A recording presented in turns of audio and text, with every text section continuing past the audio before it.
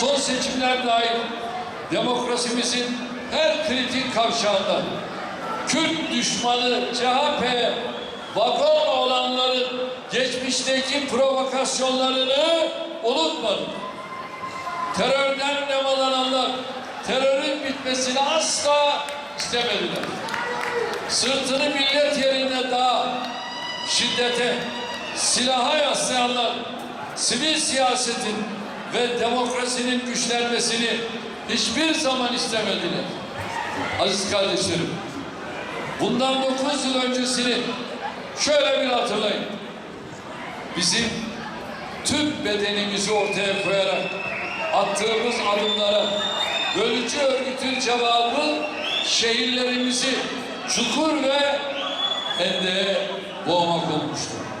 Suriye'deki karışıklığı fırsat bilip efendilerinin de gaza getirmesiyle vatan toprakları üzerinde ameliyat yapmaya kalktılar.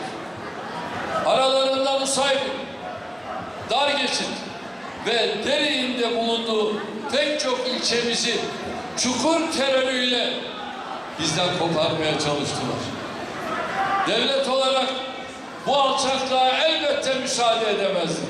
Doğrunun, hakkının ve mazlumun yanında saf tuttukça inanıyorum ki Rabbim de milletimizin önünü açacaktır. Rabbim ne buyuruyor?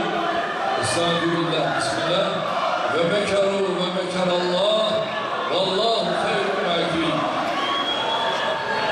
Onlar her türlü hesabı yaparlar. Her türlü tuzağı kurarlar. Ama tuzakların üzerinde bir tuzak vardır ki o da Allah'ın tuzaktır. Onun üzerinde yok. Geçici sıkıntılar olabilir. Kısa vadede bazı zorluklar olabilir. Ama sonuçta kazanan adalet olur, merhamet olur, insanlık olur, kardeşlik olur ve adam gibi adamlık olur. 13 yılın zorlu bir mücadelenin ardından 61 yıllık Baas rejimini deviren Suriyeli kardeşlerimizin barışın, huzurun ve istikrarın egemen olduğu Suriye'yi inşa edeceklerine yürekten inanıyorum.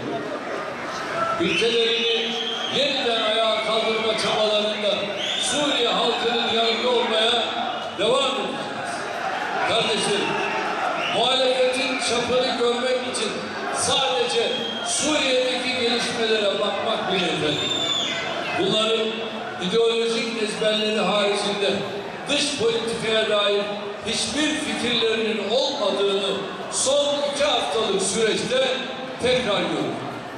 Kendi küçük dünyalarının ötesinde neler yaşandığından da haberleri yok. Bölgemizde olup bitenleri takip dahi ediyor. Belediyelerdeki rant kavgasına kendilerini öyle kaptırmış durumdalar ki kıyamet kopsa umurlarında bile olmaz. Düşünebiliyor musunuz? Zalim Esed'in ülkeden kaçmaya hazırlandığı saatlerde ana muhalefetin genel başkanı çıkıyor, devrik rejimle görüşme çağrısı yok.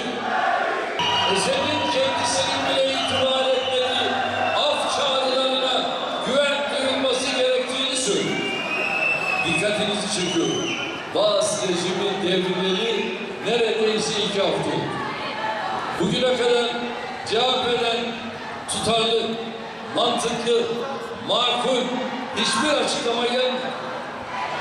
CHP yönetimi Şam'daki dostlarını bir gecede kaybetmenin şokunu hala atlatamadı. Eline mikrofon olan herkes bir konuda konuşuyor. Ama hepsi aynı telden çalıyor. Sayın Özel'in ne dediği, ne söylediği zaten belli değil. Kulağına ne fısıldanırsa, aklına ne gelirse, önüne ne konursa onu yorum diye paylaşıyor. Anlaşılan etrafında bu konularda akıl verecek yetkin bir isim de yok. CHP'de genel başkanlar değişse de iş bilmezlik, beceriksizlik ve cehalet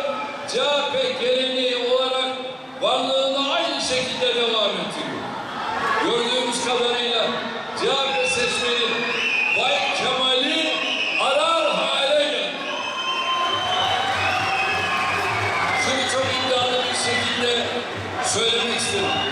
Önümüzdeki dönemde bunların cilaları daha fazla dökülecek. Yaşanan her olayda foyaları biraz daha ortaya çıkacak. Kurdukları her cümlede makyajları biraz daha akacak. Bunların bırakın ülkeyi yönetmeyi, belediyeleri dahi yönetecek kalibrede olmadıkları gün geçtikçe daha iyi anlaşılacak. 22 yılda Mardin'e güncellenmiş değerle toplam ne kadar yatırım yaptık biliyor musunuz? 480 milyar liralık yatırım yaptık.